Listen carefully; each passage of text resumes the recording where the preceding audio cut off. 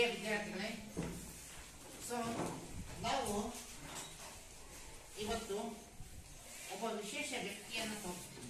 ಈ ವಿಶೇಷ ವ್ಯಕ್ತಿ ಯಾರು ಅಂತ ಗುರುತಿಸ್ತೀರಾ? ಯಾರು ಈ ವಿಶೇಷ ವ್ಯಕ್ತಿ? ಒನಕೆ ಓಬವ್ವ. ಸೊ ಒನಕೆ ಓಬವ್ವನ ಬಗ್ಗೆ ಏನ್ ಗೊತ್ತು ನಿಮಗೆ ಮಾಹಿತಿ?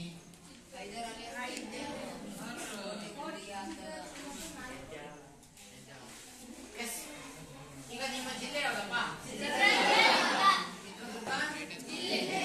ಆ ಚಿತ್ರದುರ್ಗ ಜಿಲ್ಲೆಗೆ ನೀವು ಪ್ರವಾಸ ಮಾಡಬೇಕು ಅಂದ್ರೆ ಯಾವ್ಯಾವ ಸ್ಥಳಗಳಿಗೆ ಭೇಟಿ ಕೊಡ್ತೀರಿ? ಕೋಟೆ ಭೇಟಿ ಕೊಡ್ತೀರಿ. ಕೋಟೆಯಲ್ಲಿ ಏನೇನು ನೋಡ್ತೀರಿ? ಒನಕೆ ಓಬವ್ವನ ಕಿಂಡಿ ಅಂತ ಇದೆಯಾ? ಒನಕೆ ಓಬವ್ವನ ಕಿಂಡಿ ಅಂತ ಯಾಕೆ ಬಂತು ಹೆಸರು ಗೊತ್ತಾ ನಿಮಗೆ? ವಾಯ್ಸ್ ಎಲ್ಲರಿಂದ ಒನಕೆ ಓಬವ್ವ ಯಾರು ಅಂತ ನಿಮ್ಗೆ ಗೊತ್ತು. ಯಾರು ಅಂದ್ರೆ ಈ ಒಂದು ಮದಕರಿ ನಾಯಕರು ಈ ಒಂದು ಚಿತ್ರದುರ್ಗ ಕೋಟೆಯಿಂದ ಆಳ್ವಿಕೆ ಮಾಡಬೇಕಾದ್ರೆ ಈ ಒಂದು ಕೋಟೆಯನ್ನ ಕಾಯ್ತಕ್ಕಂತ ಒಬ್ಬ ಕಾವಲುಗಾರನ ಹೆಂಡತಿ ಯಾರು? ಒನಕೆ ಓಬವ್ವ. ಆ ಕಾವಲುಗಾರ ಮಧ್ಯಾಹ್ನ ಸಮಯ ಅವನಿಗೆ ಹಸುವಾಗುತ್ತೆ. ಓಕೆ, ಅವನು ಊಟಕ್ಕೆ ಅಂತ ಏನ್ ಮಾಡ್ತಾ ಹೋಗ್ತಾನೆ.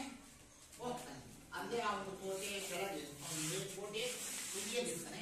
ಕೆಳಭಾಗದಲ್ಲಿ ಮನೆ ವಾಸವಾಗಿರುತ್ತೆ ಕೆಳಗೆ. ಅಲ್ಲಿಗೆ ಇಳಿದು ಬರ್ತಾನೆ. ಇನ್ನ ಬಿಡು, 10 ನಿಮಿಷ ಊಟ ಮಾಡ್ಕೊಂಡು ವಾಪಸ್ ಹೋಗೋಣ. ಅವನು ಕೋಟೆಯ ತುದಿ ಭಾಗದಲ್ಲಿ ನಿಂತ್ಕೊಂಡು ಕೋಟೆಯನ್ನು ಏನ್ ಮಾಡ್ತಾ ಹೋಗ್ತಾನೆ, ಸುತ್ತಲೂ ನೋಡ್ತಾ ಇರೋದು. ಯಾರಾದ್ರೂ ಪರಕೀಯರು ನಮ್ಮ ಮೇಲೆ ಆಕ್ರಮಣ ಮಾಡ್ತಾ ಇದ್ರು ಇದ್ರು ಅಂತಕ್ಕಂಥದ್ದನ್ನ ನೋಡ್ತಕ್ಕಂಥದ್ದು. ಆ ರೀತಿ ಯಾರಾದ್ರೂ ಪರಕೀಯರು ಆಕ್ರಮಣ ಮಾಡ್ತಿದ್ರು ಅವನು ಪಹಾಳೆಯನ್ನ ಹೂಡಿ ತಮ್ಮ ಸೈನಿಕರನ್ನ ಎಚ್ಚರಿಸ್ತಕ್ಕಂಥದ್ದು. ಈ ಸಿಂಬಲ್ ಕೊಡೋದು ಅಂತ ಹೇಳ್ತಿಲ್ಲ, ಆ ರೀತಿಯ ಕಾಯಕ, ಕೋಟೆ ಕಾಯೋದು. ಸರಿ, ಊಟಕ್ಕೆ ಅಂತ ಹೋಗ್ತಾನೆ. ಊಟಕ್ಕೆ ಮನೆಗೆ ಹೋಗ್ತಾನೆ. ಒನಕೆ ಓಬವ್ವ ಅವನಿಗೆ ಊಟವನ್ನು ಬಡಿಸ್ತಾ ಇರ್ತದೆ. ಊಟ ಕೂತ್ಕೊಂಡು ಊಟ ಮಾಡ್ತಿರ್ತಾನೆ. ಊಟ ಮಾಡ್ಬೇಕಾದ್ರೆ ಅವನು ಮಡಿಕೆಯನ್ನು ನೋಡ್ತಾನೆ. ಮಡಿಕೆಯಲ್ಲಿ ಒಂದನೇ ನೀರಿರಲ್ಲ. ಸರಿ, ನೀರು ತರಬೇಕು ಅಂತ ಒನಕೆ ಓಬವ್ವ ಬಿಂದಿಗೆ ತಗೊಂಡು ತನ್ನ ಗಂಡನಿಗೆ ಗೊತ್ತಾಗದ ರೀತಿಯಲ್ಲಿ ತನ್ನ ಗಂಡ ಊಟ ಮಾಡ್ತಿರ್ತಾನೆ. ಬಿಂದಿಗೆ ತಗೊಂಡು ಹಳ್ಳ ಕೊಳದಲ್ಲಿ, ಸ್ವಲ್ಪ ಕೆಳಗೆ ಕೊಳ ಬರುತ್ತೆ, ಕೊಳದಲ್ಲಿ ನೀರು ತರೋಣ ಅಂತ ಬಿಂದಿಗೆ ತಗೊಂಡು ಬರ್ತಾನೆ.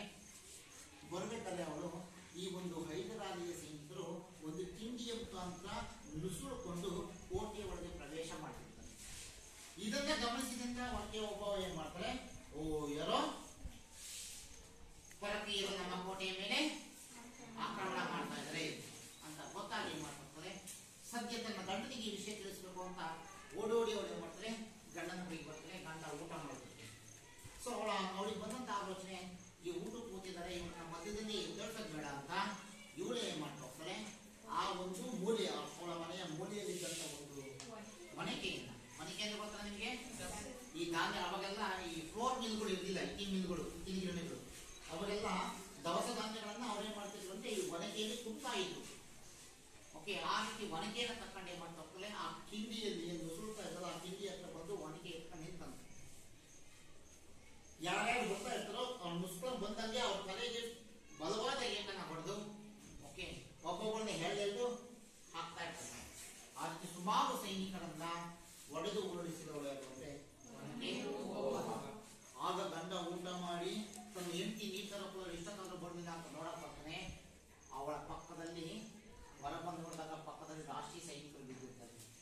ಅವಳು ನಿರಂತರವಾಗಿ ಆ ಒಂದು ಹೈದರಾಲಿ ಸೈನಿಕರನ್ನು ಏನ್ ಮಾಡ್ತಿರ್ತಾಳೆ, ಸದೆ ಬಡಿತಾ ಇರ್ತಾಳೆ. ಇದನ್ನ ಕಂಡವರಿಗೆ ಖುಷಿನೂ ಆಗುತ್ತೆ.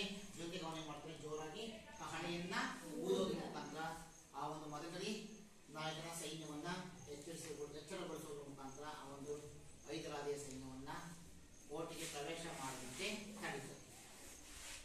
ಸೊ ಇವಳ ಈ ಒಂದು ಧೀರ ಕ್ರಮವನ್ನ, ಶೌರ್ಯವನ್ನ, ಪರಾಕ್ರಮವನ್ನ ಮೆಚ್ಚಿದಂತಹ ಆ ಒಂದು ಮದಕರಿ ನಾಯಕ ಏನ್ ಮಾಡ್ತಾ ಹೋಗ್ತಾರೆ, ಆ ಒಂದು ಕಿಂಡಿಗೆ ಒನಕೆ ಓಬವ್ವನ ಕಿಂಡಿ ಅಂತ ಏನ್ ಮಾಡ್ತಾ ಹೋಗ್ತಾರೆ, ಹೆಸರಿಸ್ತಾರೆ.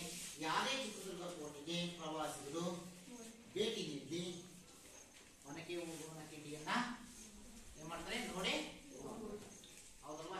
ಈ ರೀತಿಯಾಗಿ ಒನಕೆ ಓಬವ್ವನ ಕಿಂಡಿ ಅಂತಕ್ಕಂಥ ಹೇಗೆ ಹೆಸರುವಾಸಿ ಆಯಿತು? ಈ ರೀತಿಯಾಗಿ ಹೆಸರುವಾಸಿ ಆಯಿತು, ಹೌದಲ್ವಾ? ಹಂಗೆ ಪ್ರತಿಯೊಂದು ಊರುಗಳಿಗೂ ಸಹ ತಮ್ಮದೇ ಆಗಿರ್ತಕ್ಕಂಥ ಹೆಸರುಗಳು ಇರ್ತವೆ.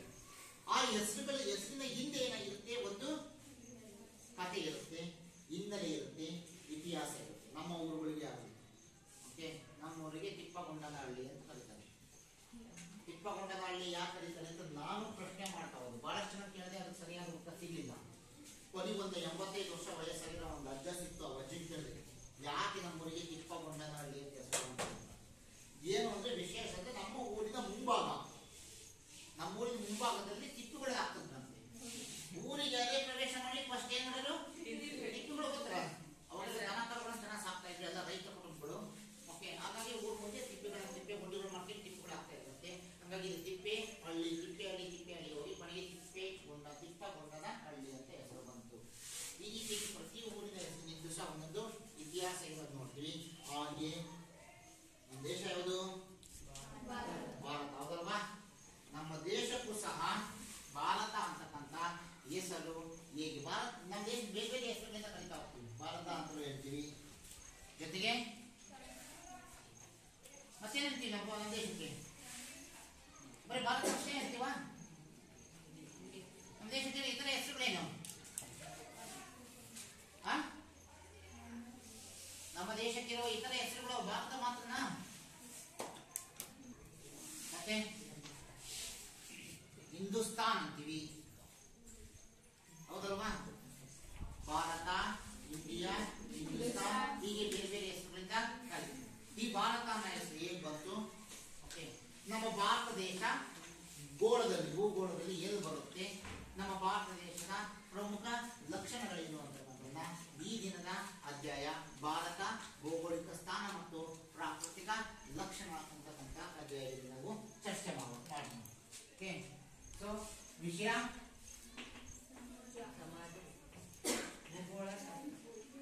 ಭೂಗೋಳಶಾಸ್ತ್ರ, ಅಧ್ಯಾಯ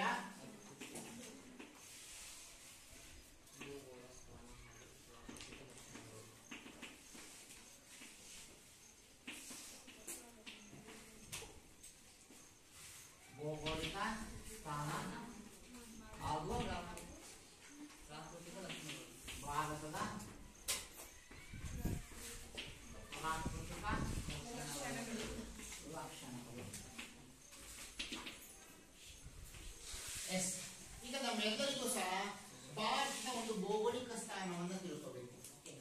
ಸೊ ಪುರಾತನ ಕಾಲದಿಂದಲೂ ಸಹ ನಮ್ಮ ಭಾರತ ಒಂದು ಇತಿಹಾಸಕ್ಕೆ, ಭಾರತದ ಪರಂಪರೆಗೆ ತನ್ನದೇ ಆಗಿರ್ತಕ್ಕಂಥ ಒಂದು ಮಹತ್ವವನ್ನು ಇರ್ತಕ್ಕಂಥದ್ದನ್ನ ನೋಡ್ತಾ ಹೋಗ್ತೀವಿ, ಹೌದಲ್ವಾ? ಸೊ ನಮ್ಮ ಭಾರತ ದೇಶ ಶ್ರೀಮಂತ ರಾಷ್ಟ್ರ ಅಂತ ಹೇಳ್ತೀವಿ. ಭಾರತ ಒಂದು ಶ್ರೀಮಂತ ರಾಷ್ಟ್ರ.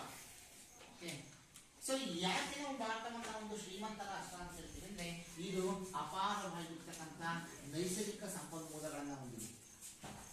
ಉತ್ತಮವಾಗಿರ್ತಕ್ಕಂಥ ವಾಯುಗುಣ, ಓಕೆ, ನೈಸರ್ಗಿಕ ಸಂಪನ್ಮೂಲಗಳು, ಸ್ವಾಭಾವಿಕ ಸಸ್ಯವರ್ಗ, ವಿವಿಧ ರೀತಿಯ ಮಣ್ಣುಗಳು, ಹಾಗಾಗಿ ವಿಭಿನ್ನ ಪ್ರಾಣಿ ವರ್ಗ, ಈ ರೀತಿಯ ಅನೇಕ ಅಂಶಗಳನ್ನು ಒಳಗೊಂಡು ಶ್ರೀಮಂತ ರಾಷ್ಟ್ರ ಅಂತ ಕರೀತೀವಿ. ಅದನ್ನ ಭಾರತ ದೇಶ, ಹೌದಲ್ವಾ? ಸೊ ಈ ಭಾರತವನ್ನು ನಾವು ಬೇರೆ ಬೇರೆ ಹೆಸರುಗಳಿಂದ ಉಲ್ಲೇಖಿಸುತ್ತೇವೆ. ಭಾರತವನ್ನು ನಾವೇನ್ ಮಾಡ್ತಾ ಹೋಗ್ತೀವಿ, ಬೇರೆ ಬೇರೆ ಹೆಸರುಗಳಿಂದ ಉಲ್ಲೇಖಿಸುತ್ತೇವೆ. ಯಾವ್ಯಾವ ಹೆಸರುಗಳಿಂದ ಉಲ್ಲೇಖಿಸುತ್ತೇವೆ ಅಂತಂದ್ರೆ, ಭಾರತ ನಮ್ಮ ದೇಶಕ್ಕೆ ಏನಂತ ಕರಿತೀವಿ, ಭಾರತ. ಈ ಭಾರತ ಅಂತಕ್ಕಂಥ ಹೆಸರು ಹೇಗೆ ಬಂತು? ಭಾರತ ಅಂತಕ್ಕಂಥ ಹೆಸರು ಹೇಗೆ ಬಂತಪ್ಪ? ನಮ್ಮ ದೇಶಕ್ಕೆ ಭಾರತ ಅಂತ ಹೆಸರು ಬರ್ಲಿಕ್ಕೂ ಒಂದು ಐತಿಹಾಸಿಕ ಹಿನ್ನೆಲೆ ಇದೆ. ಹೇಳ್ತೀರಾ? ಐತಿಹಾಸಿಕ ಭರತ ಅಂತ ಕೇಳಿದ್ದೀರಾ? ಭರತ ಅಂತ ಹೆಸರು ಕೇಳಿದ್ರೆ ಭರತ ಹೇಳಿ, ಭರತ ಅಂತ ಎಲ್ಲೆಲ್ಲಿ ಕೇಳಿದ್ರೆ ಹೆಸರು? ಭರತ ರಾಮನ ತಮ್ಮ ಭರತ, ಹೌದಲ್ವಾ? ರಾಮನ ತಮ್ಮ ಭರತ. ಓಕೆ, ಅವನ ಬಗ್ಗೆ ಏನ್ ಗೊತ್ತು ನಿಮಗೆ? ರಾಮ ಕಾಡಿಗೆ ಹೋದಾಗ, ಓಕೆ, ಭರತನನ್ನ ಏನ್ ಮಾಡ್ಬೇಕು, ಇದು ಅಯೋಧ್ಯೆಯ ರಾಜನಾಗಿ ಮಾಡ್ಬೇಕು ಅಂತಂದ್ರೆ ಅವನು ಒಪ್ಲಿಲ್ಲ. ರಾಮ ಭರತ ನಾನು ಏನಾಗಲ್ಲ, ರಾಜನಾಗಲ್ಲ ಅಂತಲ್ಲ. ಆ ಭರತ ಅಲ್ಲ, ಈ ಭರತ ಅಂತಕ್ಕಂಥ ಒಬ್ಬ ಚಕ್ರವರ್ತಿ ಇದ್ದ. ಈ ಒಂದು ಭಾರತ ಅಂತಕ್ಕಂಥ ಭಾಗ ಏನಾಗಿತ್ತು, ಅನೇಕ ಮಾಂಡಲಿಕರಿಂದ ಹೋಯಿತು. ಅದರಲ್ಲಿ ಭರತ ಅಂತಕ್ಕಂಥ ಒಬ್ಬ ಚಕ್ರವರ್ತಿ ಇದ್ದ. ಎಲ್ಲಾ ಮಾಂಡಲಿಕರನ್ನ ಗೆದ್ದು ಈ ಒಂದು ಭೂಭಾಗವನ್ನ ಆಳ್ವಿಕೆ ಮಾಡ್ತಾ ಇದ್ದ. ಭರತ ಅಂತಕ್ಕಂಥ ಚಕ್ರವರ್ತಿ ನಮ್ಮ ಭಾರತ ದೇಶದ ಭೂಭಾಗದಲ್ಲಿದ್ದಂತ ಅನೇಕ ಮಾಂಡಲಿಕರನ್ನ ಸೋಲಿಸಿ ಆಳ್ವಿಕೆಯನ್ನ ಮಾಡ್ತಾ ಇದ್ದ. ಹಾಗಾಗಿ ಇದಕ್ಕೆ ಅಂತ ಗೊತ್ತು ಭಾರತ ಅಂತ ಹೆಸರು ಬಂತು ಅಂತ ಒಂದು ಉಲ್ಲೇಖ. ಆ ಭರತ ಚಕ್ರವರ್ತಿ ಆಳ್ವಿಕೆ ಮಾಡ್ತಾ ಇದ್ದಿದ್ದಾಗಿ ಇದಕ್ಕೆ ಭಾರತ ಅಂತ ಹೆಸರು ಬಂತು. ಓಕೆ, ಒಂದು ಉಲ್ಲೇಖ. ಇನ್ ಕೆಲವರು ನಮ್ಮ ದೇಶಕ್ಕೆ ಇನ್ನೊಂದು ಹೆಸರಿಂದ ಕರೀತಾರೆ. ಯಾವುದು? ಹಿಂದೂಸ್ತಾನ. ಭಾರತವನ್ನು ಎಲ್ಲಿಂದ ಹೋಗ್ತಾನೆ? ಹಿಂದೂಸ್ತಾನ. ಯಾಕೆ ಇದನ್ನ ಹಿಂದೂಸ್ತಾನ ಅಂತ ಹೇಳ್ತೀವಿ ಅಂದ್ರೆ ನಮ್ಮ ಭಾರತದಲ್ಲಿ ಇರ್ತಕ್ಕಂಥ ಬಹುಸಂಖ್ಯಾತ ಜನರಲ್ಲಿ ಶೇಕಡ ಎಷ್ಟು ಯಾಕೆ ಹಿಂದೂಸ್ತಾನ ಅಂತ ಹಿಂದೂಸ್ತಾನ ಅಂತ ಕರಿತೀವಿ? ನಮ್ಮ ಭಾರತದಲ್ಲಿ ಇರ್ತಕ್ಕಂಥ ಜನಸಂಖ್ಯೆಯಲ್ಲಿ ಶೇಕಡ 80% ಜನ ಏನಾಗಿದ್ದಾರೆ? ಹಿಂದೂಗಳು ವಾಸ ಮಾಡಿರುವುದರಿಂದಾಗಿ ಇದನ್ನು ಏನಂತ ಕರಿತಾ ಹೋಗ್ತೀವಿ? ಹಿಂದೂಸ್ತಾನ ಎಂದು ಕರೆಯುತ್ತೇವೆ. ಹಿಂದೂಸ್ತಾನ ಇಲ್ಲಿ ಹಿಂದೂಗಳು ಬಹುಸಂಖ್ಯಾತರಾಗಿರೋದ್ರಿಂದಾಗಿ ಶೇಕಡ 80% ಹಿಂದೂಗಳು ಭಾರತದಲ್ಲಿ ವಾಸ ಮಾಡೋದ್ರಿಂದಾಗಿ ಇದು ಹಿಂದೂಗಳ ಪವಿತ್ರ ಸ್ಥಾನ ಇದೆ. ಹಾಗಾಗಿ ಇದನ್ನು ಹಿಂದೂಸ್ತಾನ ಅಂತ ಕರೀತಾರೆ. ಗೊತ್ತಾಯ್ತಾ? ಸೊ ಈ ರೀತಿಯಾಗಿ ಬೇರೆ ಬೇರೆ ಹೆಸರುಗಳು ನಮ್ಮ ಭಾರತಕ್ಕೆ ಇದೆ. ಹೌದಲ್ವಾ? ಮತ್ತೆ ಯಾವ್ದಿದೆ? ಇಂಡಿಯಾ. ಇಂಡಿಯಾ ಇಂಡಿಯಾ ಅಂತ ಇಂಡಿಯಾ ಅಂತ ಕರೀತಾರೆ. ಯಾಕೆ ಕರೆದ್ರೆ ಇಂಡಿಯಾ ಅಂತ ಗೊತ್ತಿಲ್ಲ. ಇಂಡಿಯಾ ಅಂತ ಯಾಕೆ ಕರೆದ್ರಪ್ಪ ನಮ್ಮ ಭಾರತಕ್ಕೆ? ಇಂಡಿಯಾ ಅಂತ ಕರ್ತದೆ ನಮ್ಮ ಭಾರತಕ್ಕೆ ನಮ್ಮ ಭಾರತವನ್ನ ಆಳಿದಂತಹ ಬ್ರಿಟಿಷರು. ಈ ಇಂಡಿಯಾ ಅಂತಕ್ಕಂಥ ಪದ ನಮ್ಮ ಭಾರತದ ಪ್ರಮುಖ ನದಿ ಯಾವುದು? ಸಿಂಧೂ ನದಿ. ನಮ್ಮ ಭಾರತದ ಪ್ರಮುಖ ನದಿ ಸಿಂಧೂ ನದಿ. ಅದನ್ನ ಇಂಡಸ್ ಅಂತ ಕರೀತಾ ಇದ್ರು. ಅದನ್ನ ಏನಂತ ಕರೀತಾ ಇದ್ರು? ಇಂಡಸ್. ಆ ಇಂಡಸ್ ನದಿಯಿಂದಾಗಿ ಇಂಡಿಯಾ ಅಂತಕ್ಕಂಥ ಹೆಸರು ಬಂತು. ಇಂಡಸ್ ನದಿಯಿಂದಾಗಿ, ಸಿಂಧೂ ನದಿಯಿಂದಾಗಿ ಅದಕ್ಕೆ ಇಂಡಿಯಾ ಅಂತ ಬ್ರಿಟಿಷ್ ಕರೆದು ನಮ್ಮ ಭಾರತ. ಅಲ್ಲಿ ಸಿಂಧೂ ನದಿ ಒಂದು ಪ್ರಮುಖ ನದಿಯಾಗಿತ್ತು. ಮತ್ತೆ ನಮ್ಮ ಸಿಂಧೂ ಬಯಲಿನ ನಾಗರಿಕತೆ ಉಳ್ಕೊಂಡಿದ್ದೀವಿ. ಸಿಂಧೂ ಬಯಲಿನ ನಾಗರಿಕತೆ ಆಗಿರೋದ್ರಿಂದಾಗಿ ಇಲ್ಲಿ ವಾಸ ಮಾಡತಕ್ಕಂಥವ್ರನ್ನ ಇಂಡಿಯನ್ಸ್. ಇಂಡಸ್ ನದಿಯ ಆ ಒಂದು ಮುಖಟ ಭೂಮಿಗಳಲ್ಲಿ ವಾಸ ಮಾಡ್ತಕ್ಕಂಥವ್ರನ್ನ ಇಂಡಿಯನ್ಸ್. ಇಂಡಿಯಾ ದೇಶವನ್ನ ಇಂಡಿಯಾ ಅಂತ ಕರೀತಾ ಬಂತು. ಈ ರೀತಿಯಾಗಿ ಇಂಡಿಯಾ ಅಂತ ಹುಟ್ಕೊಳ್ಳಿ. ಸೊ ಈ ರೀತಿಯಾಗಿ ಬೇರೆ ಬೇರೆ ಹೆಸರುಗಳು ಬಂದಿರ್ತಕ್ಕಂಥದ್ದನ್ನ ನಾವು ನೋಡ್ತಾ ಹೋಗ್ತೀವಿ. ಹೌದಲ್ವಾ? ಎಸ್. ಈಗ ನಮಗೆ ಗೊತ್ತಾಗಬೇಕಾಗಿರೋದು ನಮ್ಮ ಭಾರತದ ಒಂದು ಭೌಗೋಳಿಕ ಸ್ಥಾನ. ಓಕೆ, ಇಡೀ ಗೋಳವನ್ನು ನಾವು ಎಷ್ಟು ಖಂಡಗಳಾಗಿ ವಿಂಗಡಿಸಿದ್ದೀವಿ? ಎಷ್ಟು ಖಂಡಗಳಾಗಿ? ಯಾರಾದ್ರೂ ಎದುರಿಸ್ತೀರಾ 7 ಖಂಡಗಳನ್ನ? ನಮ್ಮ ಭೂಗೋಳವನ್ನ, ಒಟ್ಟು ಭೂಗೋಳವನ್ನ 7 ಖಂಡಗಳಾಗಿ, 7 ಭೂಖಂಡಗಳಾಗಿ ವಿಭಾಗಿಸಿದ್ದೀವಿ. ಆ 7 ಭೂಖಂಡಗಳು ಯಾವುವು ಹೇಳ್ತೀರಾ? ಏನಾದ್ರು ಗೊತ್ತಾಗ ನಾನು ಹೇಳ್ತೀನಿ. ಭಾರತ, ಏಷ್ಯಾ, ಉತ್ತರ ಖಂಡಗಳು: ಏಷ್ಯಾ, ಉತ್ತರ ಅಮೆರಿಕ, ದಕ್ಷಿಣ America, Australia, Antarctica, Africa, Europe. Okay, Asia, Europe, Africa, ಉತ್ತರ ಅಮೆರಿಕ, ದಕ್ಷಿಣ ಅಮೆರಿಕ, ಆಸ್ಟ್ರೇಲಿಯಾ, ಅಂಟಾರ್ಟಿಕಾ. ಇವು 7 ಖಂಡಗಳು. ಹಾಗಾದ್ರೆ ಈ 7 ಖಂಡಗಳಲ್ಲಿ ಭಾರತ ಯಾವ ಖಂಡದಲ್ಲಿ ಬರುತ್ತೆ? ಭಾರತದ ಏಷ್ಯಾ ಖಂಡದಲ್ಲಿ ಬರುತ್ತೆ. ಏಷ್ಯಾ ಖಂಡ ಭೂಗೋಳದ ಪೂರ್ವದಲ್ಲಿ ಬರುತ್ತಾ ಪಶ್ಚಿಮದಲ್ಲಿ ಬರುತ್ತೋ? ಎಸ್, ಏಷ್ಯಾ ಖಂಡ. ಇದು ಯಾವ ಖಂಡ? ಇದು ಏಷ್ಯಾ ಖಂಡ. ಇದು ಯಾವ ಖಂಡ? ಇದು ಆಫ್ರಿಕಾ ಖಂಡ. ಇದು ದಕ್ಷಿಣ ಅಮೆರಿಕ. ಇದು ಉತ್ತರ ಅಮೆರಿಕ. ಇದು ದಕ್ಷಿಣ ಅಮೆರಿಕ. ಇದು ಉತ್ತರ, ಇದೆಯಲ್ಲ ದಕ್ಷಿಣ ಅಮೆರಿಕ. ಇದು ಉತ್ತರ ಅಮೆರಿಕ. ಹೌದಲ್ವಾ? ಸೊ ಹಾಗಾದ್ರೆ ಇಂದಿನ ಇದು ಏಷ್ಯಾ ಖಂಡ. ಯಾವ ಖಂಡ? ಇದು ಏಷ್ಯಾ ಖಂಡ. ಈ ಏಷ್ಯಾ ಖಂಡದಲ್ಲಿ ಇದು ಯಾವ ಭಾಗ? ಉತ್ತರ ಭಾಗ. ಇದು ಯಾವ ಭಾಗ? ಭಾರತ ಎಲ್ಲಿದೆ? ಇಲ್ಲಿ ಏಷ್ಯಾ ಖಂಡ. ಇದು ಉತ್ತರ ಭಾಗ, ಇದು ದಕ್ಷಿಣ ಭಾಗ. ಭಾರತ ಯಾವ ಭಾಗದಲ್ಲಿ? ಏಷ್ಯಾ ಖಂಡದ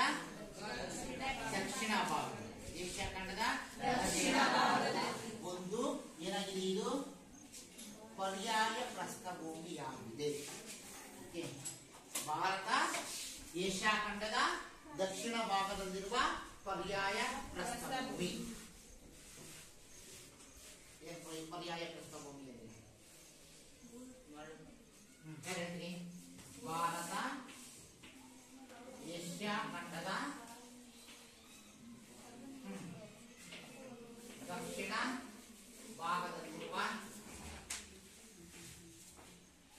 ಭಾಗದಲ್ಲಿರುವ ಏನಾಗಿದೆ ಪರ್ಯಾಯ ಪ್ರಸ್ಥಭೂಮಿ ಅಥವಾ ಪರ್ಯಾಯ ದ್ವೀಪ. ಪರ್ಯಾಯ ಪ್ರಸ್ಥಭೂಮಿ ಅಥವಾ ಪರ್ಯಾಯ ದ್ವೀಪ. ಪರ್ಯಾಯ ದ್ವೀಪ, ದ್ವೀಪ ಮತ್ತೆ ಪರ್ಯಾಯ ದ್ವೀಪ ಗೊತ್ತಾ ವ್ಯತ್ಯಾಸಗಳು? ಯಾರು ಹೇಳ್ತೀರಿ? ದ್ವೀಪ ಮತ್ತೆ ಪರ್ಯಾಯ ದ್ವೀಪಗಳಿಗೆ ಮತ್ತೆ ವ್ಯತ್ಯಾಸ ಹೇಳಬೇಕು.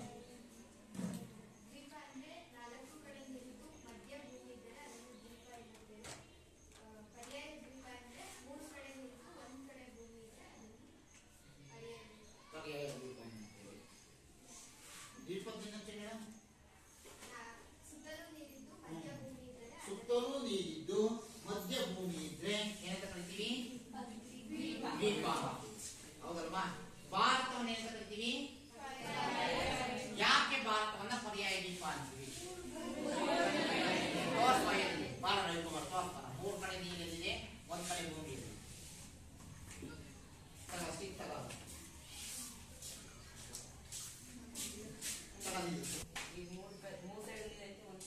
ಯಾವ್ಯಾವ ದಿಕ್ಕುಗಳು ಹೇಳು?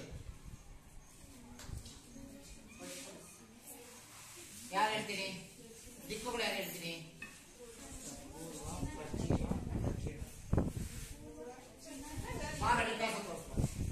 ಅರಬ್ಬಿ ಸಮುದ್ರ ಬರುತ್ತೆ, ಪಶ್ಚಿಮದಲ್ಲಿ ಬಂಗಾಳಕೊಲ್ಲಿ, ದಕ್ಷಿಣದಲ್ಲಿ ಹಿಂದೂ ಮಹಾಸಾಗರ ಬರುತ್ತೆ.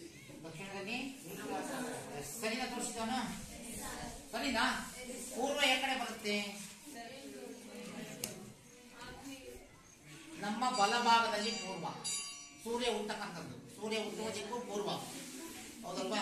ಪೂರ್ವ ಯಾವ ಕಡೆ ಬರುತ್ತೆ? ನಮ್ಮ ಬಲಭಾಗ. ಬಲಭಾಗ ಯಾವ ಕಡೆ ಇದೆ? ಈ ಭಾಗ ಪೂರ್ವ. ಪೂರ್ವದಲ್ಲಿ ಯಾವ ಸಮುದ್ರ? ನೋಡಿದಾಗ ಇದು ಪಶ್ಚಿಮ, ಪಶ್ಚಿಮ ಘಟ್ಟಗಳು, ಇದು ಪೂರ್ವ ಘಟ್ಟಗಳು. ಹಾಗಾಗಿ ಪೂರ್ವದಲ್ಲಿ ಬರ್ತಕ್ಕಂಥದ್ದು ಯಾವುದು? ಪೂರ್ವದಲ್ಲಿ, ಪಶ್ಚಿಮದಲ್ಲಿ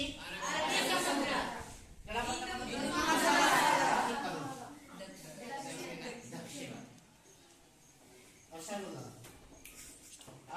ಸೂರ್ಯ ಹುಟ್ಟುವ ದಿಕ್ಕು, ಸೂರ್ಯ ಹುಟ್ಟ ಕಡೆಗೆ ಬಲಭಾಗ ಆಗಿರುತ್ತೆ. ನಮ್ಮ ಬಲಭಾಗ ಆಗಿರುತ್ತೆ. ಆ ಬಲಭಾಗದಲ್ಲಿ ಅದು ಪೂರ್ವ. ನಮ್ಮ ಬಲಭಾಗ ಏನಾಗಿರುತ್ತೆ? ಪೂರ್ವ. ಸೂರ್ಯ ಹುಟ್ಟುವ ದಿಕ್ಕು ಅದು ಭಾಗ. ಅಂದ್ರೆ ನೀನು ಈ ನಿಂತಂದ್ರೆ ಜಾಗಲ್ಲ, ಸೂರ್ಯ ಯಾವ ಕಡೆ ಹೋಗ್ತಾನೋ ಅದು ಬಲಭಾಗ, ಬಲಭಾಗ ಕಡೆ ಇರುತ್ತೆ. ಅದು ಏನಾಗಿರುತ್ತೆ? ಪೂರ್ವ. ಓಕೆ. ಸೊ ಸೂರ್ಯ ಬರ್ತಕ್ಕಂಥದ್ದು ಎಡಭಾಗ, ಅದು ಪಶ್ಚಿಮ. ಎಸ್. ಸೊ ಪೂರ್ವದಲ್ಲಿ ಬಂಗಾಳಕೊಲ್ಲಿ, ಪಶ್ಚಿಮದಲ್ಲಿ ಅರಬ್ಬಿ ಸಮುದ್ರ, ದಕ್ಷಿಣದಲ್ಲಿ ಉತ್ತರದಲ್ಲಿ ಬಾದಾಮಿ, ಉತ್ತರದಲ್ಲಿ ಭೂಮಿ. ಹಾಗಾಗಿ 3 ಕಡೆ ನೀರಿದ್ದು 1 ಕಡೆ ಭೂಮಿ ಇರೋದ್ರಿಂದಾಗಿ ಇದನ್ನೇನಂತ ಕರೀತಾ ಹೋಗ್ತೀವಿ? ಹಾಗಾಗಿ ಭಾರತ ಏಷ್ಯಾದ ಯಾವ ಭಾಗದಲ್ಲಿರುವ ಪರ್ಯಾಯ ದ್ವೀಪ? ದಕ್ಷಿಣ. ಇದು ಉತ್ತರ, ಇದು ದಕ್ಷಿಣ. ದಕ್ಷಿಣ ಭಾಗದಲ್ಲಿರುವ ಇದು ಯಾವ ಸಮುದ್ರ?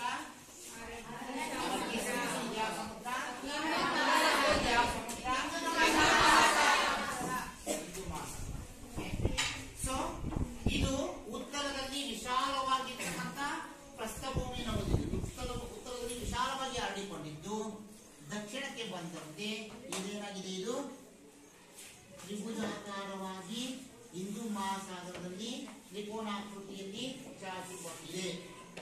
ಉತ್ತರಕ್ಕೆ ನೋಡಿದ್ರೆ ಉತ್ತರ ದಿಕ್ಕಿಗೆ, ಏಷ್ಯಾ ಖಂಡದ ಉತ್ತರ ದಿಕ್ಕಿಗೆ ಏನಾಗಿದೆ? ವಿಶಾಲವಾದ ಮೈದಾನ ಪ್ರದೇಶವನ್ನು ಹೊಂದಿದೆ. ಹೌದಲ್ವಾ?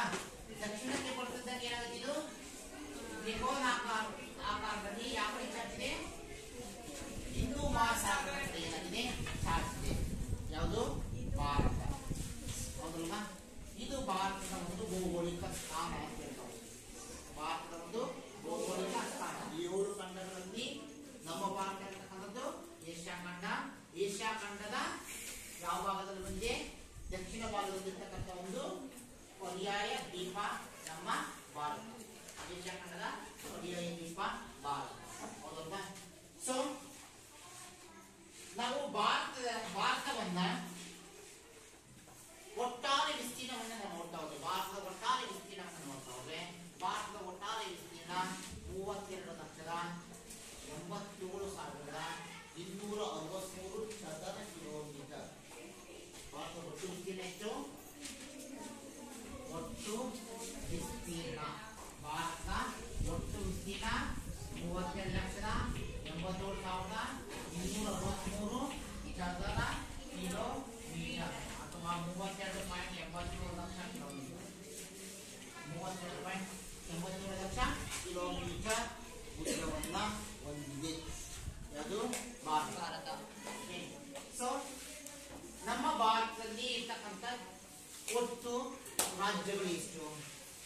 ನಮ್ಮ ಭಾರತದ ಒಟ್ಟು ರಾಜ್ಯಗಳು ಎಷ್ಟು ರಾಜ್ಯಗಳು? 29. 28 ರಾಜ್ಯಗಳಿದ್ದು ಈಗ ಒಂದು ರಾಜ್ಯವನ್ನು 2 ರಾಜ್ಯಗಳಲ್ಲಿ ವಿಭಾಗ ಮಾಡಿ. ಯಾವ್ದದು? ಒಂದು ರಾಜ್ಯವನ್ನು 2 ರಾಜ್ಯಗಳಲ್ಲಿ ವಿಭಾಗ ಮಾಡಿ. ಯಾವ್ದದು? 28 ಇಟ್ಕೊಂಡಪ್ಪ. 28 ಇದ್ರ ಮುಂಚೆ ಹೆಂಗಾದವು?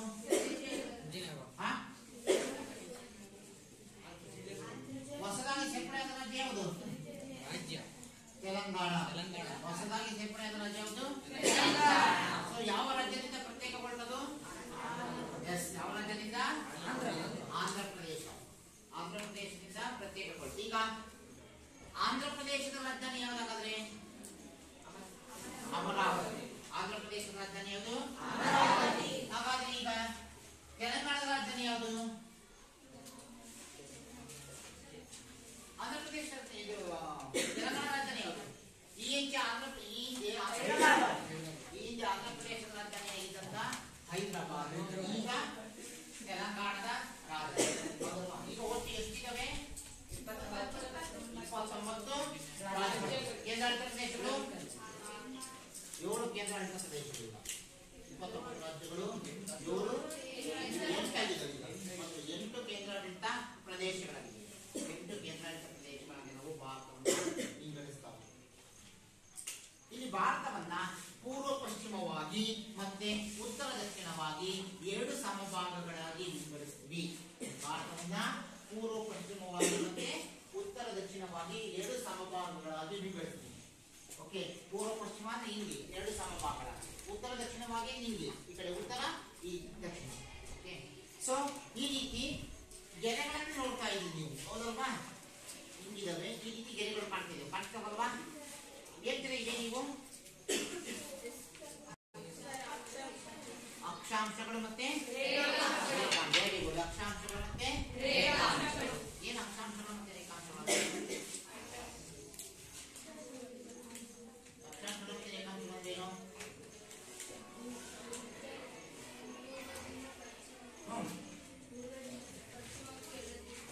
ಯಾರ ಮೇಲೆ ಎಳೆದಿರುವ ಗೋಳ, ಭೂಗೋಳದ ಮೇಲೆ ಪೂರ್ವದಿಂದ ಪಶ್ಚಿಮಕ್ಕೆ ಎಳೆದಿರುವ ಕಾಲ್ಪನಿಕ ರೇಖೆಗಳನ್ನು ಏನಂತೀವಿ? ಅಕ್ಷಾಂಶ. ಹೌದಲ್ವಾ? ರೇಖಾಂಶ ಅಂದ್ರೆ ಉತ್ತರದಿಂದ ದಕ್ಷಿಣಕ್ಕೆ ಎಳೆದಿರುವ ಕಾಲ್ಪನಿಕ ರೇಖೆಗಳನ್ನು ಹೋಗ್ತೀವಿ. ಹೌದಲ್ವಾ?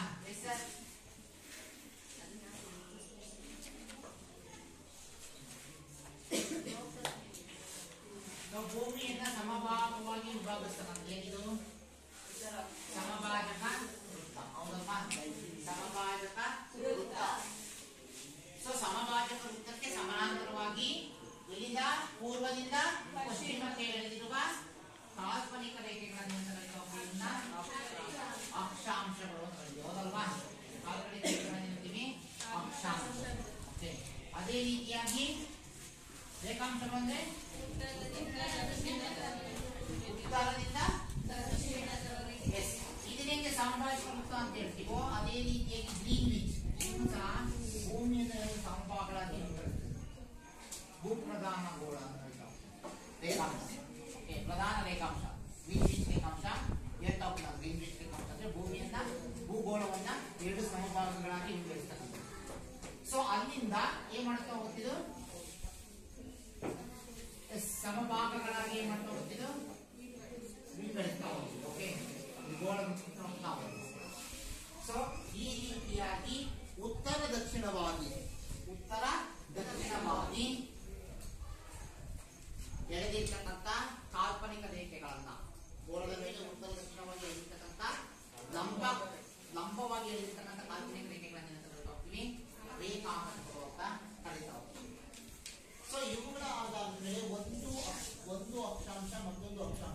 ಇಲ್ಲಿಂದ ಇಲ್ಲಿಗೆ ಒಂದು ಅಕ್ಷಾಂಶ ಮತ್ತೊಂದು ಅಕ್ಷಾಂಶಕ್ಕೆ ಇರ್ತಕ್ಕಂಥ ದೂರ ಎಷ್ಟು ಗೊತ್ತಾ? ಏನ್ ಸರ್ ಒಂದೇ ಒಂದು ನಿಮಿಷ ಹೇಳಿಲ್ಲ. ಒಂದು ಅಕ್ಷಾಂಶ ಮತ್ತೊಂದು ಅಕ್ಷಾಂಶಕ್ಕೆ ಇರ್ತಕ್ಕಂಥ ದೂರ ಎಷ್ಟು ಗೊತ್ತಾ? 110 ಕಿಲೋಮೀಟರ್ಗಳು. ಒಂದು ಅಕ್ಷಾಂಶದಿಂದ ಮತ್ತೊಂದು ಅಕ್ಷಾಂಶಕ್ಕೆ ಇರ್ತಕ್ಕಂಥ ದೂರ 110 ಕಿಲೋಮೀಟರ್. ಇದನ್ನ ಈ ಒಂದು 0 ಡಿಗ್ರಿ ಇದೆಯಲ್ಲ, ಈ 0 ಡಿಗ್ರಿ ಏನಿದು ಸಮಭಾಜಕ ವೃತ್ತ. ಸಮಭಾಜಕ ವೃತ್ತದ ಮೇಲ್ಭಾಗ ಉತ್ತರ ಗೋಳಾರ್ಧ, ಸಮಭಾಜಕ ವೃತ್ತದಿಂದ ಕೆಳಭಾಗ ದಕ್ಷಿಣ ಗೋಳಾರ್ಧ. ಈ ಒಂದು ಪ್ರಧಾನ ರೇಖಾಂಶ ಇದೆಯಲ್ಲ, ಪ್ರಧಾನ ರೇಖಾಂಶದ ಪೂರ್ವ ಭಾಗ ಪೂರ್ವ ಗೋಳಾರ್ಧ, ಪ್ರಧಾನ ರೇಖಾಂಶದ ಪಶ್ಚಿಮ ಭಾಗ ಪಶ್ಚಿಮ ಪ್ರಧಾನ ಗೋಳ. ಪೂರ್ವಾರ್ಧ ಗೋಳ, ಪಶ್ಚಿಮಾರ್ಧ ಗೋಳ, ಉತ್ತರಾರ್ಧ ಗೋಳ, ದಕ್ಷಿಣಾರ್ಧ ಗೋಳ. ಇದು ಪೂರ್ವಾರ್ಧ ಗೋಳ, ಇದು ಪಶ್ಚಿಮಾರ್ಧ ಗೋಳ, ಇದು ಉತ್ತರಾರ್ಧ ಗೋಳ, ಇದು ದಕ್ಷಿಣಾರ್ಧ ಗೋಳ. ಹಾಗಾದ್ರೆ ನಮ್ಮ ಭಾರತ ಬರ್ತಕ್ಕಂಥದ್ದು ಇಲ್ಲಿ, ನಮ್ಮ ಭಾರತ ಇದು ಬರುತ್ತೆ ಪೂರ್ವಾರ್ಧ ಗೋಳ. ಓಕೆ, ನಮ್ಮ ಭಾರತ ಪೂರ್ವಾರ್ಧ ಗೋಳ ಅಂತ ಹೇಳಿ. ಪೂರ್ವಾರ್ಧ ಗೋಳದಲ್ಲಿ, ಪೂರ್ವಾರ್ಧ ಗೋಳ ಅಂತಂದ್ರೆ ಈ ಭಾಗದಲ್ಲಿ ಇರುತ್ತೆ, ಹೌದಲ್ಲ? ಪೂರ್ವಾರ್ಧ ಗೋಳದ ಪೂರ್ವಾರ್ಧ ಗೋಳದ ಉತ್ತರಕ್ಕೆ ಅಥವಾ ಉತ್ತರಾರ್ಧ ಗೋಳದ ಪೂರ್ವಕ್ಕೆ, ಪೂರ್ವಾರ್ಧ ಗೋಳದ ಉತ್ತರಕ್ಕೆ ಅಥವಾ ಉತ್ತರಾರ್ಧ ಗೋಳದ ಪೂರ್ವ, ಉತ್ತರಾರ್ಧ ಗೋಳದ ಪೂರ್ವ ಈ ಕಡೆ, ಉತ್ತರಾರ್ಧ ಗೋಳ ಇದು ಪೂರ್ವ ಈ ಕಡೆ, ಪಶ್ಚಿಮ ಈ ಕಡೆ, ಇದು ದಕ್ಷಿಣ ಆಗುತ್ತೆ, ಹೌದಲ್ವಾ? ಉತ್ತರಾರ್ಧ ಗೋಳದ ಪೂರ್ವಕ್ಕೆ ನಮ್ಮ ಭಾರತ ಬರುತ್ತೆ. ಇದು ನಮ್ಮ ಭಾರತದ ಒಂದು ಭೌಗೋಳಿಕ ಸ್ಥಾನ. ನಮ್ಮ ಭಾರತದ ಒಂದು ತುದಿ, ಓಕೆ, ದಕ್ಷಿಣದ ತುದಿ ಅಂತ ಹೇಳ್ತೀವಲ್ಲ. ಓಕೆ, ನಮ್ಮ ಭಾರತದ ದಕ್ಷಿಣ ಅಂಡಮಾನ್ ನಿಕೋಬಾರ್ ದ್ವೀಪಗಳಿವಲ್ಲ, ಆ ಒಂದು ಅಂಡಮಾನ್ ಮತ್ತು ನಿಕೋಬಾರ್ ದ್ವೀಪಗಳು ಪ್ರಾರಂಭ ಆಗ್ತಕ್ಕಂಥದ್ದು 6 ಡಿಗ್ರಿಯಿಂದ 6 ಡಿಗ್ರಿ. ಅದು ನಮ್ಮ ಭಾರತದ ಒಂದು ದಕ್ಷಿಣದ ತುದಿ ಅಂತ ಹೇಳ್ತೀವಿ. ಅಲ್ಲಿಂದ ಭಾರತದ ಒಂದು ದಕ್ಷಿಣ ತುದಿ ಪ್ರಾರಂಭ 6 ಡಿಗ್ರಿಯಿಂದ 32 ಡಿಗ್ರಿವರೆಗೆ ಹೋಗುತ್ತೆ. ಓಕೆ, ಈ ರೀತಿ ಒಂದು ರೇಖಾಂಶ ಮತ್ತೊಂದು ರೇಖಾಂಶ ಅಂತ ಇದೆಯಲ್ಲ, ಇದು ಅಕ್ಷಾಂಶ ಇದೆ 110 ಕಿಲೋಮೀಟರ್. ಒಂದು ರೇಖಾಂಶ ಮತ್ತೊಂದು ರೇಖಾಂಶ ನಡುವೆ ಇರ್ತಕ್ಕಂಥ ಅಂತರ ಎಷ್ಟು ಗೊತ್ತಾ? ಒಂದು ರೇಖಾಂಶ ಮತ್ತೆ ಮತ್ತೊಂದು ರೇಖಾಂಶ ನಡುವೆ ಇರ್ತಕ್ಕಂಥ ಅಂತರ 111 ಕಿಲೋಮೀಟರ್. ಅಕ್ಷಾಂಶಗಳ ನಡುವೆ ಇರ್ತಕ್ಕಂಥ ಒಂದು ಅಕ್ಷಾಂಶ ಮತ್ತೊಂದು ಅಕ್ಷಾಂಶಗಳ ನಡುವೆ ಇರ್ತಕ್ಕಂಥ ಅಂತರ 111 ಕಿಲೋಮೀಟರ್. ಒಂದು ರೇಖಾಂಶ ಮತ್ತೊಂದು ರೇಖಾಂಶ ನಡುವೆ ಇರ್ತಕ್ಕಂಥ ಅಂತರ 111 ಕಿಲೋಮೀಟರ್. ಯಾವುದು ಅದ ಆ ಒಂದು ಅಲ್ಲಿಂದ ಅಲ್ಲಿಗೆ ಭೂಮಿಯಿಂದ ನಾವು ಚಲಿಸ್ತಕ್ಕಂಥ ದೂರ ಇದೆಯಲ್ಲ, ಆ ಸಮಯದ ಆಧಾರದ ಮೇಲೆ ಏನಾಗಿದೆ ಅದೊಂದು ಜಾಸ್ತಿ ಆಗಿದೆ. ಓಕೆ, ಈಗ ಫಾರ್ ಎಕ್ಸಾಂಪಲ್ ನಾವು ಒಂದು ರೇಖಾಂಶದಿಂದ ಮತ್ತೊಂದು ರೇಖಾಂಶಕ್ಕೆ, ಓಕೆ, ಒಂದು ರೇಖಾಂಶದಿಂದ ಮತ್ತೊಂದು ರೇಖಾಂಶಕ್ಕೆ ಅದು ಭೂಮಿ ಏನಾಗ್ತಿರುತ್ತೆ, ಭೂಮಿ ಚಲಿಸ್ತಾ ಇರುತ್ತೆ. ಚಲಿಸಬೇಕಾದ್ರೆ ಸೂರ್ಯನ ನೇರ ಕಿರಣಗಳು ಆ ಒಂದು ಭೂಮಿಯ ರೇಖಾಂಶದ ಮೇಲೆ ಬೀಳುತ್ತವೆ. ಭೂಮಿಯ ರೇಖಾಂಶದ ಮೇಲೆ ಬೀಳುತ್ತೆ. ಯಾವಾಗ ಸೂರ್ಯನ ನೇರ ಕಿರಣ ಭೂಮಿಯ ಯಾವ ರೇಖಾಂಶದ ಮೇಲೆ ಬೀಳುತ್ತೋ ಆ ಒಂದು ರೇಖಾಂಶದ ಸಮಯ ಮಧ್ಯಾಹ್ನ ಆಗಿರುತ್ತೆ. ಸೂರ್ಯನ ನೇರ ಕಿರಣ ಯಾವ ಒಂದು ರೇಖಾಂಶದ ಮೇಲೆ ಬೀಳುತ್ತೋ ಆ ಒಂದು ರೇಖಾಂಶದ ಸಮಯ ಎಷ್ಟಾಗಿರುತ್ತೆ, ಮಧ್ಯಾಹ್ನ. ಭೂಮಿ ಆಗ್ತಾ ಇರುತ್ತೆ ಚಲಿಸ್ತಾ ಇದ್ದಂಗೆ. ಓಕೆ, ಇನ್ನೊಂದು ರೇಖಾಂಶ ಬರಬೇಕು ಅಂದ್ರೆ ಒಂದು ರೇಖಾಂಶದಿಂದ ಮತ್ತೊಂದು ರೇಖಾಂಶಕ್ಕೆ ಸೂರ್ಯನ ನೇರ ಕಿರಣ ಬೀಳಬೇಕು ಅಂದ್ರೆ ಎಷ್ಟು ನಿಮಿಷ ಬೇಕು? 4 ನಿಮಿಷ ಬೇಕು. ಓಕೆ, ಒಂದು ರೇಖಾಂಶದಿಂದ ಮತ್ತೊಂದು ರೇಖಾಂಶಕ್ಕೆ ಸೂರ್ಯನ ನೇರ ಕಿರಣ ಬೀಳಬೇಕು ಅಂತಂದ್ರೆ ಎಷ್ಟು ನಿಮಿಷ ಬೇಕು? 4 ನಿಮಿಷ. ಹಂಗೆ ಈ ರೀತಿ ಎಷ್ಟು ರೇಖಾಂಶಗಳಿದೆ ಗೊತ್ತಾ? ಈ ಒಂದು ಭೂಗೋಳದ ಮೇಲೆ 360 ರೇಖಾಂಶಗಳಿವೆ. 360 ರೇಖಾಂಶಗಳು. ಓಕೆ, ಒಂದು ರೇಖಾಂಶದಿಂದ ಮತ್ತೊಂದು ರೇಖಾಂಶಕ್ಕೆ 4 ನಿಮಿಷ ಅಂತಂದ್ರೆ ಪ್ರತಿ 15 ರೇಖಾಂಶಗಳಿಗೆ 1 ಗಂಟೆ ಡಿಫರೆನ್ಸ್. ಪ್ರತಿ 15 ಗಂಟೆಗಳಿಗೆ 1 ಗಂಟೆ. ಈ ರೇಖಾಂಶದಿಂದ ಈ ರೇಖಾಂಶಕ್ಕೆ 15 ರೇಖಾಂಶಗಳು ಬರ್ತವೆ ಅಂದ್ರೆ ಈ ಒಂದು ರೇಖಾಂಶದ ಮೇಲೆ ಇರ್ತಕ್ಕಂಥ ಸ್ಥಳಗಳಿಗೂ ಈ ರೇಖಾಂಶದ ಮೇಲೆ ಇರ್ತಕ್ಕಂಥ ಸ್ಥಳಗಳಿಗೂ ಎಷ್ಟು ಗಂಟೆ ಡಿಫರೆನ್ಸ್ ಇರುತ್ತೆ? 1 ಗಂಟೆ ಡಿಫರೆನ್ಸ್ ಇರುತ್ತೆ. ಹಾಗೆ ಪ್ರತಿ 15ಕ್ಕೆ ಅಂತಂದ್ರೆ ಓಕೆ, ಒಟ್ಟು ಟೋಟಲ್ ಇರ್ತಕ್ಕಂಥ ಎಷ್ಟು?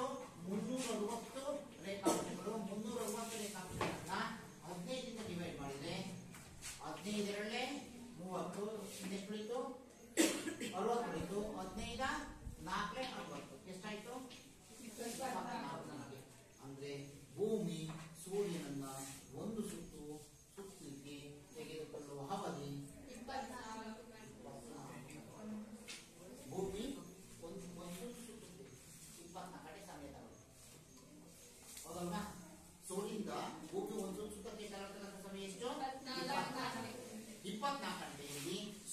ಸೂರ್ಯನಿಗೆ ನೇರವಾಗಿ ನಾವು ಬೀಳ್ತೀವಲ್ಲ 12 ಗಂಟೆ ಬೆಳಕಿರುತ್ತೆ.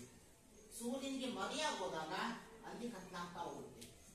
12 ಗಂಟೆ ಕತ್ಲು, ಸಂಜೆ 7 ಗಂಟೆಗೆ ಕತ್ತಾಗುತ್ತೆ. ಯಾಕೆಂದ್ರೆ ಭೂಮಿ ಇದು ಸೂರ್ಯನಿಗೆ ನೇರವಾಗಿ ಬೀಳಿದೆ. ಮಧ್ಯಾಹ್ನದ ಇದು ಬರ್ತಾ ಬರ್ತಾ ಬರ್ತಾ ಸೂರ್ಯನ ಭೂಮಿ ಸುತ್ತಾ ಹೋಗುತ್ತೆ. ಬರ್ತಾ ಬರ್ತಾ ಸಂಜೆ 4 ಗಂಟೆ 5 ಗಂಟೆ 6 ಗಂಟೆ 7 ಗಂಟೆ ಆಗುತ್ತೆ. ಸೂರ್ಯನ ಪ್ರತಿಯೊಂದರಿಗೆ ಮರೆಯಾಗುತ್ತೆ, ಆಗ ಕತ್ತಾಗುತ್ತೆ. ಓಕೆ, ಮತ್ತೆ ತಿರುಗಿಕೊಂಡು ಓಕೆ ತಿರುಗಿ ಮತ್ತೆ ವಾಪಸ್ ಅದು ಏನ್ ಮಾಡುತ್ತೆ, ಬೆಳಗ್ಗೆ ಮತ್ತೆ ಸೂರ್ಯನ ಕಿರಣಗಳು ಬರಬೇಕು ಅಂತ ಮತ್ತೆ ಬೆಳಿಗ್ಗೆ 7 ಗಂಟೆಗೆ ಮತ್ತೆ ಸೂರ್ಯನ ವಕ್ರ ಕಿರಣಗಳು ಬೀಳ್ತಾ ಹೋಗ್ತವೆ, ಬೆಳಗಾಗ್ತಾ ಹೋಗುತ್ತೆ. ಸ್ವಲ್ಪನೇ ಬಿಸಿಲು ಬೀಳ್ತಾ ಬೀಳ್ತಾ ಬೀಳ್ತಾ ಬೀಳ್ತಾ ಮತ್ತೆ ಭೂಮಿ ತಿರುಗಿಕೊಂಡು ಮತ್ತೆ ನೇರವಾಗುತ್ತೆ. ಮತ್ತೆ 10 ಗಂಟೆ 11 ಗಂಟೆ 12 ಗಂಟೆ ಮತ್ತೆ ನೇರವಾಗಿ ಸೂರ್ಯನ ಕಿರಣಗಳು ಬೀಳ್ತವೆ. ಇದೇ ಹಗಲು ಮತ್ತೆ ರಾತ್ರಿಗಳ ವ್ಯತ್ಯಾಸ. ಹಾಗಾಗಿ ನಾವು 12 ಗಂಟೆ ಬೆಳಕು 12 ಗಂಟೆ ಕತ್ತಲು ಕಾಣುತ್ತೆ. ಸೊ ಈ ರೀತಿಯಾಗಿ ಉತ್ತರಾರ್ಧಗೋಳದ ಪೂರ್ವ ಭಾಗದಲ್ಲಿದೆ. ನಮ್ಮ ಭಾರತ ಎಲ್ಲಿದೆ? ಉತ್ತರಾರ್ಧಗೋಳದ ಪೂರ್ವ ಭಾಗದಲ್ಲಿದೆ.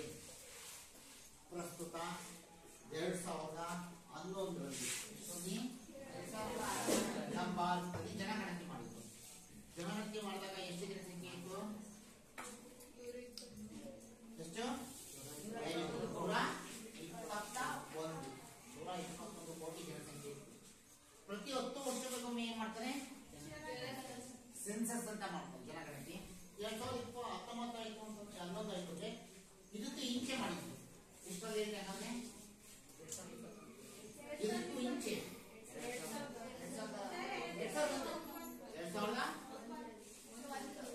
2001 ಪ್ರತಿ 10 ವರ್ಷಕ್ಕೆ ಅಂದ್ರೆ ಇದ್ರ ಇಂಚೆ ಜನಗಣತಿ ಮಾಡಿದ್ದೆ 2001. 2001ರಲ್ಲಿ ಮಾಡಿದಾಗ ನಮ್ಮ ಭಾರತ ಜನಸಂಖ್ಯೆ ಎಷ್ಟಿತ್ತು ಗೊತ್ತಾ? 102 ಕೋಟಿ. 2011ಕ್ಕೆ ಎಷ್ಟಾಯ್ತು? ಎಷ್ಟು ಕೋಟಿ ಜಾಸ್ತಿ ಆಯ್ತು? 19 ಕೋಟಿ ಜಾಸ್ತಿ ಆಯ್ತು. 19 ಕೋಟಿ ಜಾಸ್ತಿ ಆಯ್ತು. ಈಗ ಎಷ್ಟಾಗಿದ್ದೀವಿ? 2021 ಮಾಡಬೇಕಿತ್ತು, 2024 2021 ಕೊರೋನಾ ಬಂತು, ಅವಾಗ ಸೆನ್ಸಸ್ ಮಾಡಿಲ್ಲ. ಬಟ್ ಅಂದಾಜು ಮಾಡ್ತಾ ಇದ್ದೀವಿ. ಈಗ ಪ್ರಸ್ತುತ ನಮ್ಮ ಭಾರತದ ಜನಸಂಖ್ಯೆ ಎಷ್ಟಿದೆ? ಹೆಚ್ಚು ಕಡಿಮೆ ಇಯರ್ಲಿ ನಾವೇನಾಗಿದೆ 135 ಕೋಟಿ 135 ಕೋಟಿ ಜನಸಂಖ್ಯೆಯನ್ನು ಹೊಂದಿದ್ದೀವಿ. ನಮ್ಮ ಭಾರತದ ಭೂಭಾಗ ಪ್ರಪಂಚದ ಒಟ್ಟು ಭೂಭಾಗದಲ್ಲಿ 2.4%. ನಮ್ಮ ಭಾರತದ ಭೂಭಾಗ ಪ್ರಪಂಚದ ಒಟ್ಟು ಭೂಭಾಗದಲ್ಲಿ ಎಷ್ಟಿದೆ?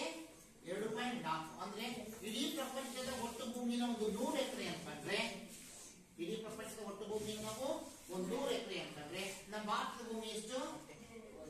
2 ಎಕರೆ. 2.4 2 ಎಕರೆ 4 ನಮ್ಗೆ. ಹಾಗೆ ಪ್ರಪಂಚದ ಒಟ್ಟು ಜನಸಂಖ್ಯೆಯನ್ನು ಲೆಕ್ಕ ಹಾಕಿದ್ರೆ ಪ್ರಪಂಚದ ಒಟ್ಟು ಜನಸಂಖ್ಯೆಯಲ್ಲಿ ನಮ್ಮ ಭಾರತದ ಪಾಲಿಷ್ಟು 17%. ನಮ್ಮ ಭಾರತದ ಪಾಲಿಷ್ಟು 17%.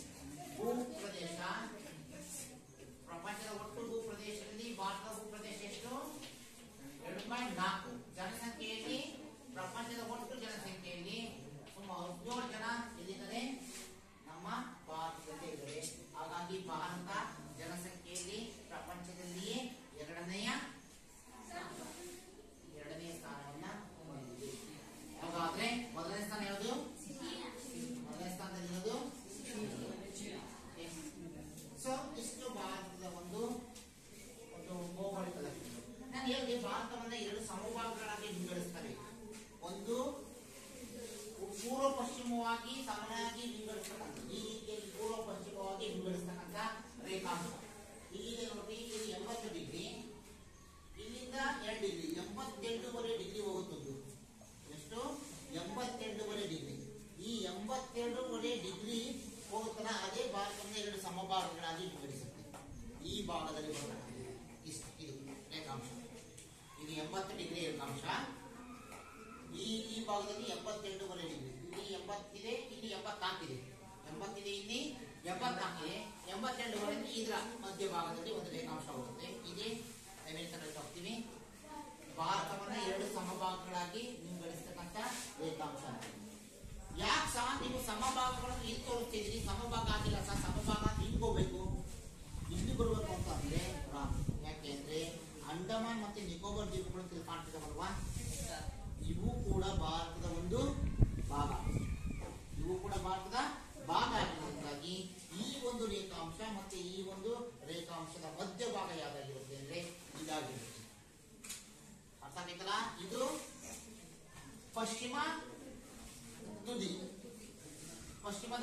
ತುದಿ, ರೇಖಾಂಶದ ತುದಿ, ಇದು ಪೂರ್ವದ ರೇಖಾಂಶದ ತುದಿ 34 ಡಿಗ್ರಿ, ಮತ್ತೆ ಇದು ಹೆಚ್ಚು ಕಡಿಮೆ 68 ಹೆಚ್ಚು ಕಡಿಮೆ 70 64 ಹೆಚ್ಚು ಕಡಿಮೆ 68 ಇದೆಯಲ್ಲ, ಸಾರಿ ಈ ಕಡೆ ಕಡಿಮೆ ಆಗ್ತದೆ 68 ಹೆಚ್ಚು ಕಡಿಮೆ 64 ನಂಬರ್ 63 64 ಮತ್ತೆ ಈ ಒಂದು 34 96 ಪ್ಲಸ್ 98 ಈಗ ಹೆಚ್ಚು ಕಡಿಮೆ 98 ಬರುತ್ತೆ. ಇವೆರಡರ ಮಧ್ಯೆ ಬರುತ್ತೆ 88ವರೆ ಇಲ್ಲಿ ರೇಖಾಂಶ. ಅದು ಭಾರತವನ್ನ ಏನಾಗಿ ಪೂರ್ವ ಮತ್ತು ಪಶ್ಚಿಮವಾಗಿ ಸಮಭಾಗಗಳಿಗೆ ವಿಂಗಡಿಸತಕ್ಕಂಥ ಒಂದು ರೇಖಾಂಶ. ಅದೇ ರೀತಿಯಾಗಿ ಉತ್ತರ ದಕ್ಷಿಣವಾಗಿ ಎರಡು ಸಮಭಾಗಗಳಲ್ಲಿ ವಿಂಗಡಿಸತಕ್ಕಂಥ ರೇಖಾಂಶ ಪೂರ್ವ ಅಕ್ಷಾಂಶ ಯಾವ್ದಾದ್ರು ತೋರಿಸ್ತೀರಾ? 23 ಡಿಗ್ರಿ. ಬಾ ಯಾರು ತೋರಿಸ್ತೀರಿ?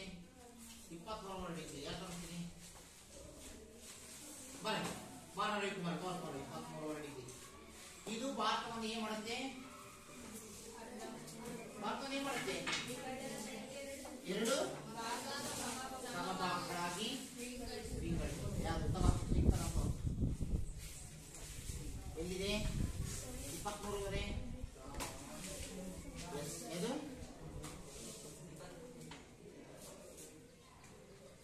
23ವರೆ ಕಾಣ್ತೈತಿ 23 ಡಿಗ್ರಿ. ಅದು ಈ ಡಾಟ ನಿಂತಲ್ಲ, ಈ ಡಾಟ ಹೋಗ್ತಕ್ಕಂಥದ್ದೇ 23ವರೆ ಡಿಗ್ರಿ ರೇಖಾಂಶ. ಇದನ್ನ ಏನ್ ಕರಿತೀವಿ? ಕರ್ಕಾಟಕ ಸಂಕ್ರಾಂತಿ. ಇದೇನಂತ ಕರಿತೀವಿ?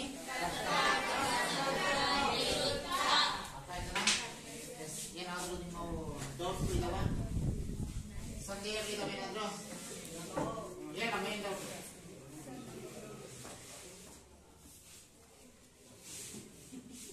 ಏನಿಲ್ಲ ಸಂದೇಹಗಳು? ಏನು ಸಂದೇಹಗಳಿಲ್ಲ? ಅರ್ಥ ಆಯ್ತಾ? ಇದು ಭಾರತದ ಭೌಗೋಳಿಕ ಸ್ಥಾನ.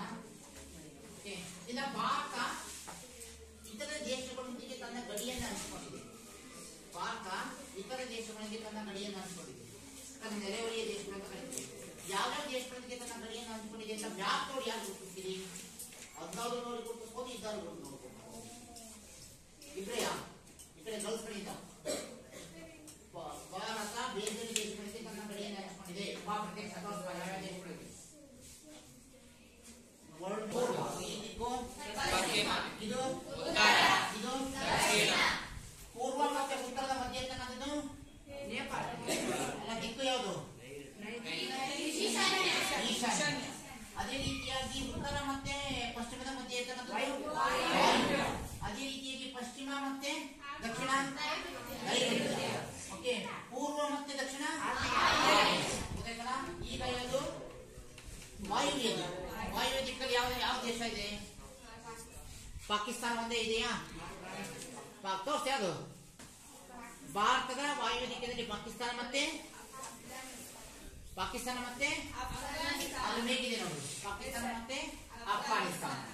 ನೆಕ್ಸ್ಟ್ ಈಶಾನ್ಯ. ಭಾರತದ ಈಶಾನ್ಯ ದಿಕ್ಕಿನಲ್ಲಿ ಚೀನಾ ಮತ್ತೆ ನೇಪಾಳ. ಮತ್ತೆ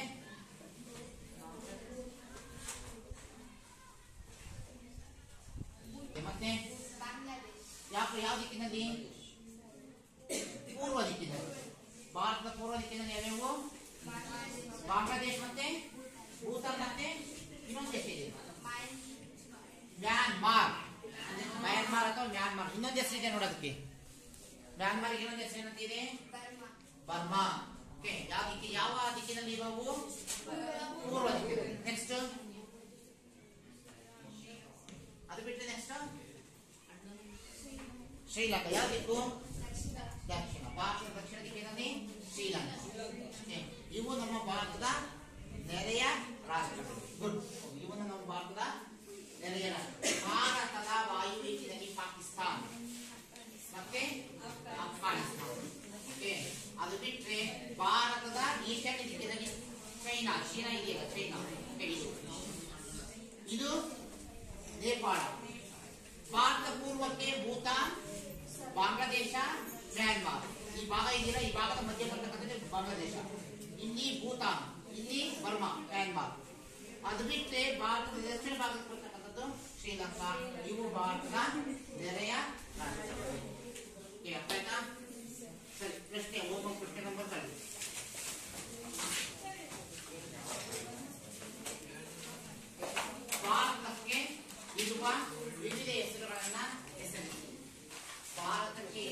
ವಿವಿಧ ಹೆಸರುಗಳನ್ನ ಹೆಸರಿಸಿ. ಭಾರತಕ್ಕೆ ಇರುವ ಪದಬಡ್ಡಿ ವಿವಿಧ ಹೆಸರುಗಳನ್ನ ಹೆಸರಿಸಿ. ಎರಡನೇದು ಭಾರತದ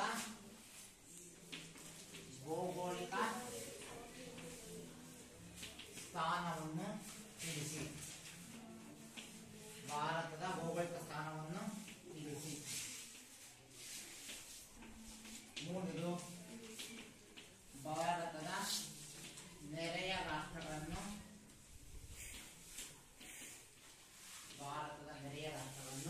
ಪಟ್ಟಿ ಮಾಡಿ. ಭಾರತದ ನೆರೆಯ ರಾಷ್ಟ್ರವನ್ನು ಪಟ್ಟಿ ಮಾಡಿ. ಇಲ್ಲಿ ಈಸಿಯಾಗಿ ಈ ಒಂದು ವರ್ಲ್ಡ್ ಅಪ್ಪ ಸಿಗ್ತಾ ಹೋಗ್ತದೆ. ಭಾರತ ಇದೆಯಲ್ವಾ, ಭಾರತ ಬಾಯಿದೆ, ಪಾಕಿಸ್ತಾನ ಇದೆ. ಓಕೆ, ಪಾಕಿಸ್ತಾನ